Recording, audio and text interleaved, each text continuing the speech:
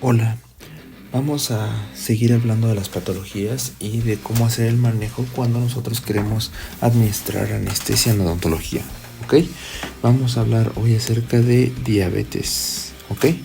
Y pues para hablar de esto primero tenemos que entender un poco del órgano del cual estamos teniendo una falla, ¿ok? Entonces tenemos al páncreas. No vamos a hablar de qué cuerpo, de qué colon, ni nada de eso, ¿ok? Lo que quiero que veamos o el énfasis que debemos de tener es a nivel celular, ya que aquí en los islotes de Langerhans es donde tenemos las células que nos van a importar de este órgano. ¿Por qué? Porque recordemos que el páncreas es una glándula, ¿ok? Y tanto es endocrina como es exocrina. Entonces debemos de conocer qué células hacen qué cosa, cuáles son las células de función exocrina y cuáles las de endocrina, ¿ok? Para esta plática, por decirlo así, vamos a fijarnos en este grupito de células, las cuales van a ser las encargadas principalmente de regular todo lo que viene siendo la glucemia, ¿ok? Vamos a empezar con las células alfa. Sí, todo esto está en el islote de Langerhans, ¿ok? Son las alfa. Las alfa van a secretar glucagón, ¿ok? Y esto va a aumentar la glucemia, va a aumentar los niveles de glucosa en sangre. ¿A partir de qué? A partir de la glucogenólisis. Recordemos que el glucógeno se puede catabolizar y obtenemos como resultado glucosa. Entonces, así es como aumenta la glucemia. Ahora tenemos las células beta, las cuales son, creo yo, las protagonistas de todo esto. ¿Por qué? Porque son las que producen insulina y estas se encargan de disminuir la glucemia. ¿Cómo? Haciendo que la glucosa pase del torrente sanguíneo a una célula para que la pueda ocupar, ¿ok? Y también tenemos a las células delta, las cuales secretan somatostatina, que estas vienen inhibiendo la secreción de las dos anteriores. Y tenemos también otras sustancias como el polipéptido pancreático, que pues va a regular más que nada la función exócrina del páncreas u otras secreciones. Y hay otra célula, ¿ok? Otra célula, pero se la dejo de tarea para que me digan cuál es. ¿Sale? Ok, entonces vamos a hablar ahora un poco más acerca de la insulina, ¿sí? Vamos a darle una atención especial a esta molécula. Ok, tenemos nosotros nuestro vaso sanguíneo y tenemos nuestros glóbulos rojos, ¿sí? O nuestros eritrocitos. Cuando nosotros comemos, pues eventualmente la glucosa va a llegar al torrente sanguíneo. Lo voy a poner como si fueran signos de más. Ok, pero no nos sirve si anda dando vueltas, ok, nos sirve como transporte, pero para su uso necesita pasar de aquí a una célula que lo pueda, la pueda ocupar para después generar energía. Entonces la insulina va a hacer que la glucosa pueda entrar a la célula. ¿Y cómo lo va a hacer? Con este esquemita que tenemos aquí, ok, la glucosa no puede entrar libremente a las células, ¿ok? Necesita de ciertos pasos para que esto suceda. Entonces, cuando hay mucha glucosa en sangre, lo que va a pasar es que se va a secretar insulina. Y la insulina va a llegar a sus respectivos receptores. ¿Para qué?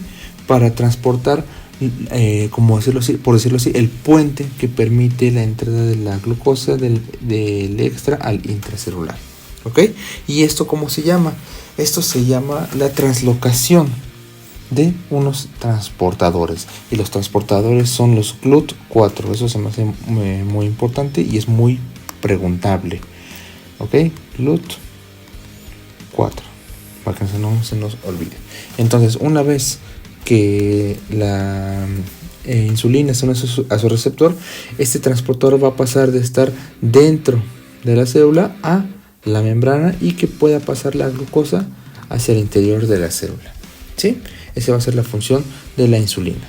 Entonces, ¿qué va a pasar con la diabetes? Pues la diabetes va a ser aquel conjunto de enfermedades o trastornos que tengan relación a una deficiencia tanto en la producción como en la eficiencia de la insulina o en la acción de la insulina, ¿ok? ¿Y cómo sabemos cuando existen ese tipo de cosas? Bueno, pues tenemos los niveles normales de glucosa, que vienen siendo de 70 a 100 miligramos sobre decilitro. Si estamos por debajo de este nivel, tenemos una hipoglucemia, y si tenemos más allá de este nivel, tenemos una hiperglucemia. Y la diabetes nos habla de una hiperglucemia sostenida, ¿ok? ¿Y por qué puse todo esto de aquí? Porque cuando nosotros lleguemos a nuestro tema de anestésicos, aquí es donde va a tener acción el vasoconstrictor del que siempre hemos hablado en estos videos. Ok, ahorita regresamos a esto. Entonces, rápido para irnos. Diabetes mellitus, ya vemos que es una enfermedad donde tenemos una deficiencia en la acción o producción de insulina y tenemos una hiperglucemia, ¿ok? Es una enfermedad genética multifactorial y nos habla de una resistencia a la insulina. Este esquema lo saqué de un video, no creo que se llama Mediversia el canal, si no te lo pongo, pero está muy padre la explicación y si no me entienden a mí, vayan a verlo, ¿ok? Tenemos el tejido adiposo. El tejido adiposo va a ser el único tejido encargado de especialmente de almacenar lípidos. Sin embargo, cuando nosotros pensamos la resistencia, pues como los globos con agua, si los inflamos de más, pues se va a romper. Una vez vencida la resistencia, va a tener las características de cualquier tejido vulnerado. Va a liberar sustancias proinflamatorias, ¿ok? Y además, pues su contenido se va a vertir a la circulación, que vienen siendo ácidos grasos libres. Y estos van a viajar y van a ir a tejidos que no tienen la función de almacenar los lípidos. Sin embargo, tienen la capacidad de que no tienen, por ejemplo, canales, para que no tienen este sistema, sino que los canales siempre están abiertos debido a que se usa mucha glucosa en este tipo de tejidos, ¿ok? Entonces los ácidos grasos libres van a ir al músculo esquelético y al hígado. Sin embargo, como dije, estos no tienen la capacidad de almacenarlos, entonces van a tener una reacción de lipotoxicidad, ¿ok?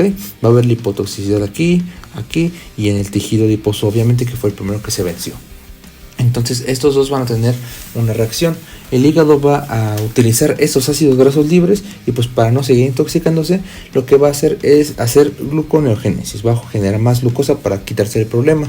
La glucosa va a ir a la sangre y como consecuencia, recordemos que si se eleva el nivel de glucosa en sangre, va a haber una mayor producción de insulina, ¿ok? Si hay más insulina, regresamos al círculo, ¿ok? Entonces, eventualmente lo que va a pasar es que como el páncreas ya se está sobrecargando, va a haber un daño progresivo a las células beta, que son las encargadas de producir la insulina, ¿ok? Entonces ese sistema va a empezar a fallar y es donde empezamos a tener lo que conocemos como síndrome metabólico, ¿ok? Este círculo por decirlo así, círculo vicioso de condiciones patológicas y proinflamatorias que nos conllevan a un defecto en el uso tanto de la insulina como de la glucosa, ¿ok? No se está ocupando bien la energía que necesitamos, ¿sale? Ok, seguimos, ya vemos más o menos qué es.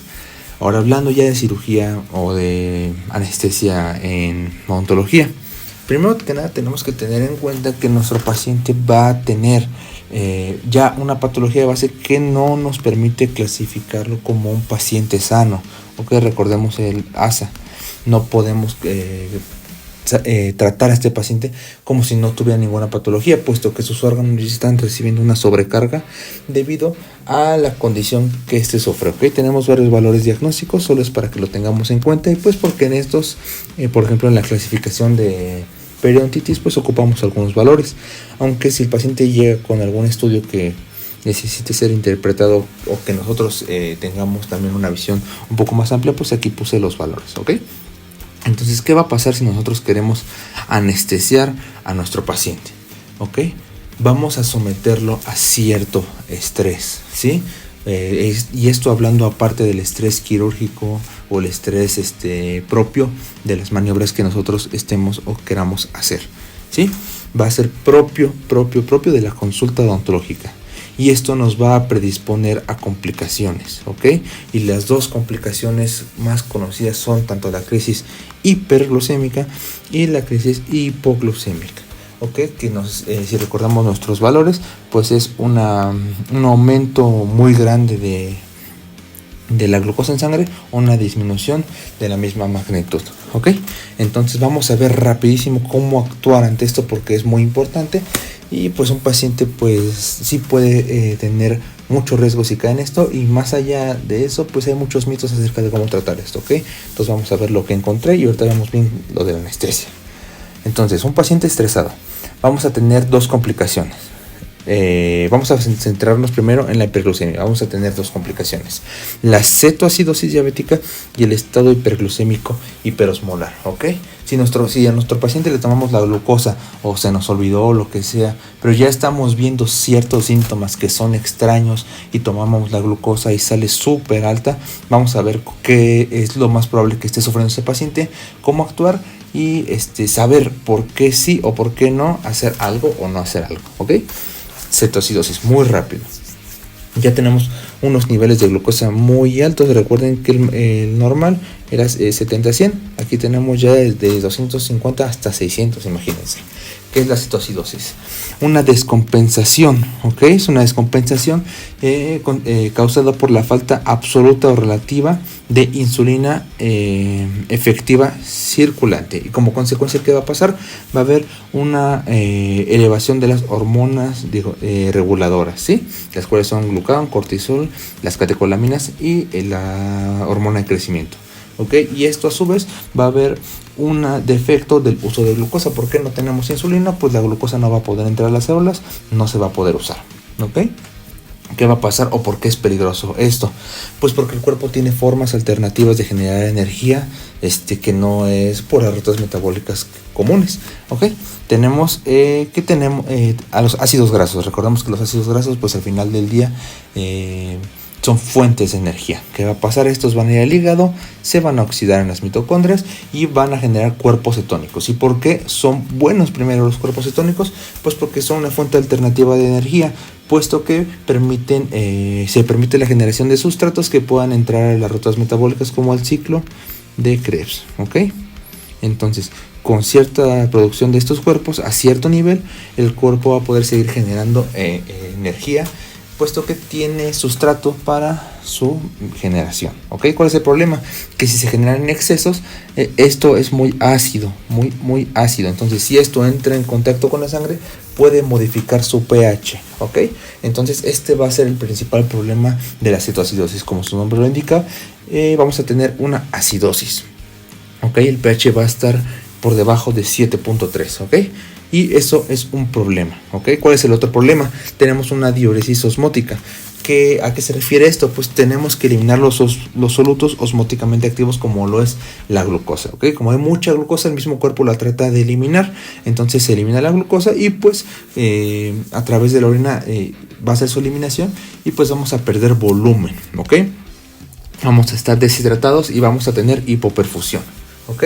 Entonces, ¿de qué estamos hablando? De que un paciente con cetoacidosis, aparte de la hiperglicemia, va a tener acidosis y aparte va a estar deshidratado. ¿Ok?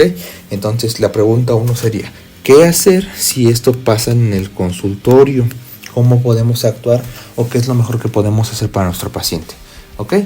Lo primero, clínica, identificar qué está pasando. Recordemos los signos y síntomas clásicos de la diabetes: polidipsia, poliuria y polifagia, que son las 3P, que realmente son 5 hasta donde llega mi investigación, pero esto es para rápido. ¿Ok? Y también vamos a empezar a tener ciertas alteraciones como letargo, estupor, alteraciones en la visión, y algo que es muy característico de la cetoacidosis es este tipo de respiración, la respiración de Kussmaul. ¿Por qué? Porque con este patrón de respiración lo que va a hacer es un efecto compensatorio a la acidosis que el paciente está sufriendo. ¿Ok? Además del olor a acetona. ¿Por qué? Porque viene siendo un metabolito clásico de los cuerpos cetónicos. ¿Ok?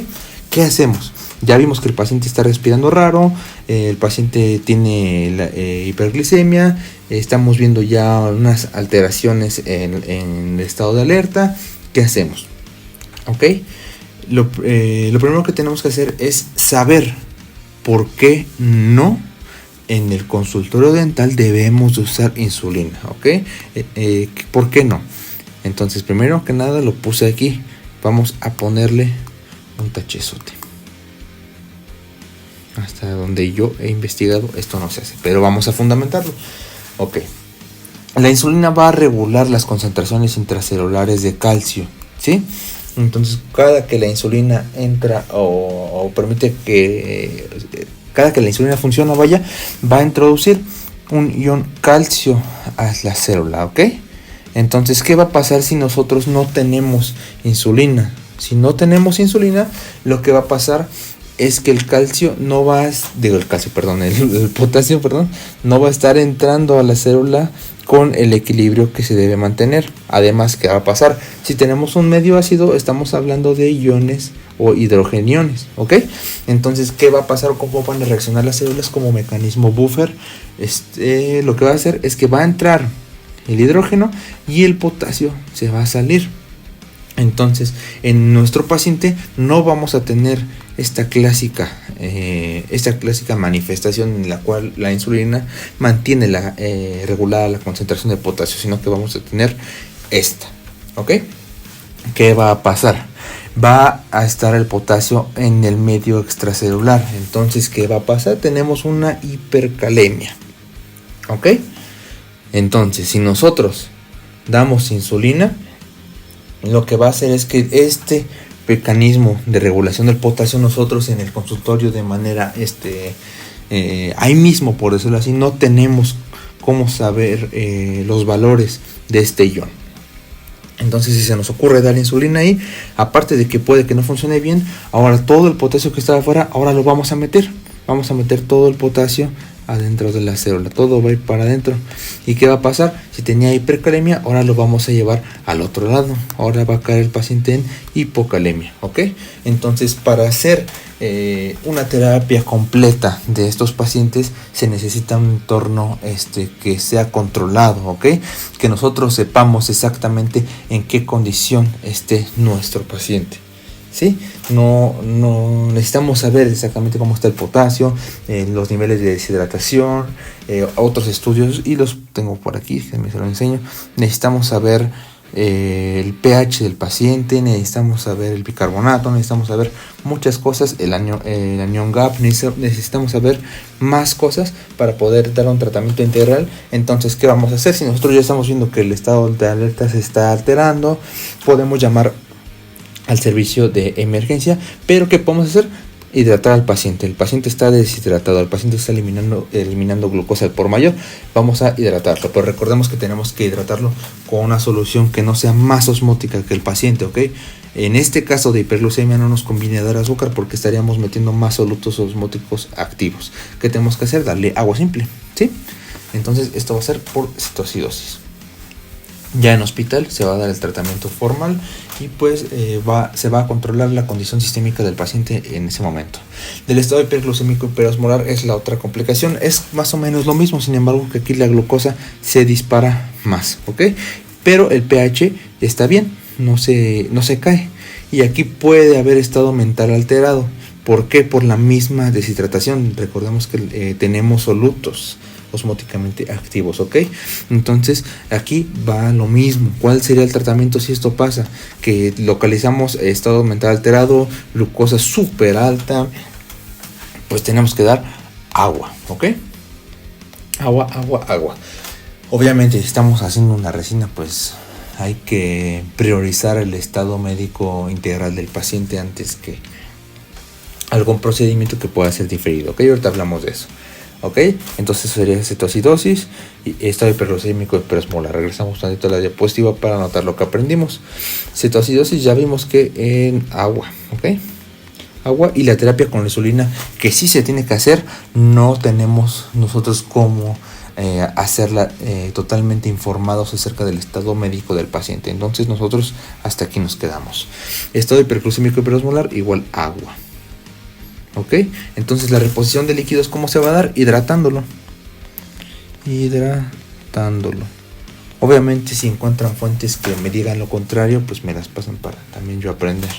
Ok, la terapia con insulina nosotros no. Ok, porque no sabemos el estado electrolítico del paciente. Ya se me olvidaba.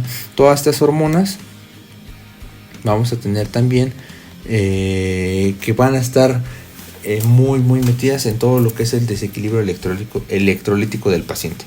Pero pues recordemos que eso no tenemos cómo medirlo nosotros de manera rápida en el consultorio. Entonces nosotros nos vamos a limitar a referir a referir al paciente y mandándolo bien hidratado, ¿ok?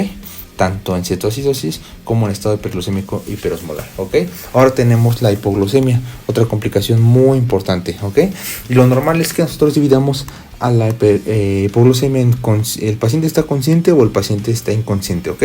Pero vamos a ver muy rápido los riesgos que conlleva cada uno de ellos, ¿ok? ¿Cuáles van a ser los síntomas para que nosotros podamos detectar que al paciente se le baja el azúcar, como normalmente decimos? Bueno, vamos a tener síntomas adrenérgicos. Esto lo vi en otro... hay un doctor que lo explica muy bien, igual lo dejo en la descripción. ¿Pero por qué adrenérgicos? Porque si nosotros vemos cómo va descendiendo los niveles de glucosa en sangre, vemos que llega un momento en el cual primero se limita la secreción de insulina. ¿Por qué? Porque no queremos tener ahora menor nivel de glucosa del que necesitamos. Entonces si tenemos mucha insulina sin regulación, pues vamos a causar que toda la glucosa se meta a las células, ¿ok? Entonces necesitamos también tener un nivel en sangre justo, ¿ok? Entonces al 80 de glucosa se inhibe la secreción de insulina. Al 70 ahora lo que vamos a tener son hormonas contrarreguladoras. ¿Por qué vamos a estar tratando de hacer catabolismo para producir glucosa a partir de la destrucción de otras moléculas? ¿Ok? Y pues si bajamos ahora a 50 ya tenemos alteración del estado mental. ¿Ok? Aquí ya deberíamos nosotros saber, o sea, deberíamos de saber desde antes tomando la glucosa. ¿Ok? Pero si no la tomamos, ya aquí deberíamos de tener mucho cuidado porque el estado mental se está alterando. ¿Ok? Y puede llegar en un 40 hasta un coma. ¿Y qué pasa después? Seguimos bajando, el paciente puede llegar a convulsar o incluso puede tener daño cerebral permanente o morir, ¿ok? Entonces, ¿cuáles son los síntomas adrenérgicos? Pues son las hormonas contrarreguladoras que nos van a estar dando sudoración, taquicardia, ansiedad, temblor e irritación. ¿Qué va a hacer esto? Actividad simpática, ¿ok? Recordemos el simpático, ya lo vimos mucho en los otros videos. Tenemos que, bueno, se van a activar todas las funciones que, si quieren pongo rápido el esquemita, no perdemos nada en ponerlo. Ok, aquí están. Se van a activar todas estas funciones, ok, y a partir de estas funciones es que nosotros podemos identificar los síntomas del paciente, ok. Entonces si vemos ese tipo de síntomas en el paciente, ¿dónde estaba? Aquí estaba. Si vemos este tipo de síntomas del paciente, pues ya sabemos que hay una función simpática activada y que tenemos que tener cuidado, ¿ok? ¿Qué hacemos? Si el paciente está consciente, podemos hacer la regla de 15 gramos de algo con azúcar cada 15 minutos hasta llegar al límite deseado, que pues sería más de 70, ¿no? Más de 70, 80 más o menos, ¿ok? ¿Y esto a qué equivale? La mitad de una lata de refresco, 4 onzas de jugo de frutas, 3 a 4 tabletas de glucosa, ¿ok? Eso es lo importante. El chiste es darle azúcar. El paciente ya no tiene conciencia, ¿qué hacemos? Podemos establecer un acceso intravenoso y administrar soluciones, ¿ok? Pero eso es complicado de hacer en consultorio, o es complicado que alguien tenga la vía de hacerlo o los materiales, pues. Entonces, ¿qué podemos hacer? Podemos administrar glucagón 1 miligramo por vía intramuscular o subcutánea. Eso sería más fácil de administrar, más fácil de adquirir, ok. Entonces sería mi recomendación. Está consciente, 15 por 15, y no está consciente, glucagón 1 miligramo por vía intramuscular. ¿Qué va a hacer el glucagón? Va a hacer glucogenólisis, ok. Va a agarrar el glucógeno, lo va a romper y va a tener la glucosa, ok. Ahora sí, vamos a rápido a la anestesia. ¿Qué recomendaciones les doy? Si el paciente está en los niveles normales, pues trátenlo como con precaución, sí, pero pues pueden realizar el procedimiento dental electivo, ¿ok? Vemos estos artículos de que aquí que dio la misma dosis que en el de cardiopatía, si recuerdan. Aquí en específicamente para diabetes tipo 2 no pasa mucho, no encontraron muchas cosas. Y aquí pues tampoco encontraron mucho. Aquí nos da la misma dosis, que es la misma de 0.40 microgramos, ¿sí? Entonces, ¿cuál sería mi sugerencia? Si el paciente está a control, podemos seguir la dosis que nos da Malamed de 4 cartuchos al 1 por 100,000. Ok, aquí puse 1 por 1,000,000, es 1 por 100,000.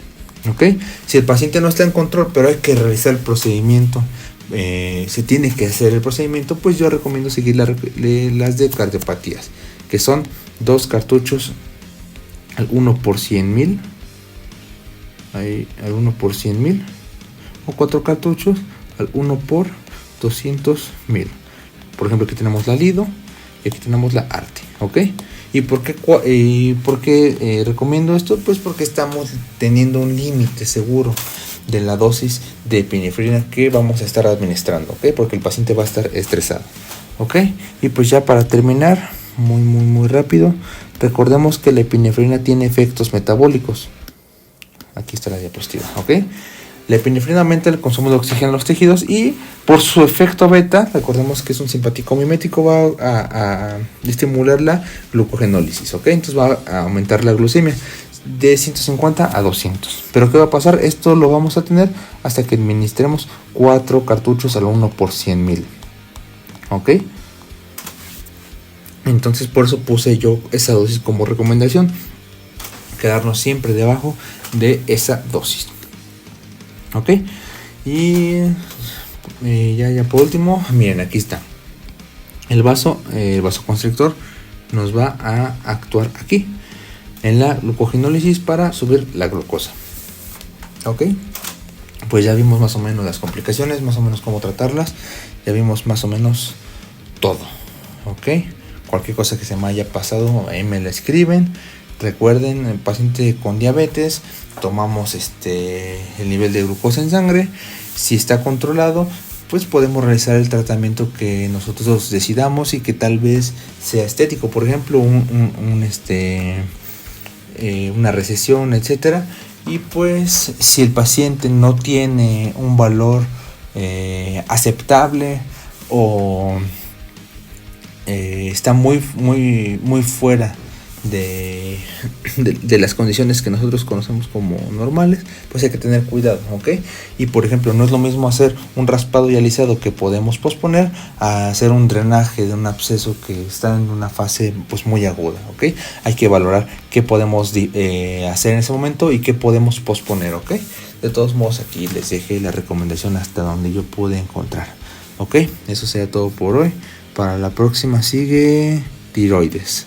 Sale pues, ya vamos acabando con esta serie de videos. Muchas gracias.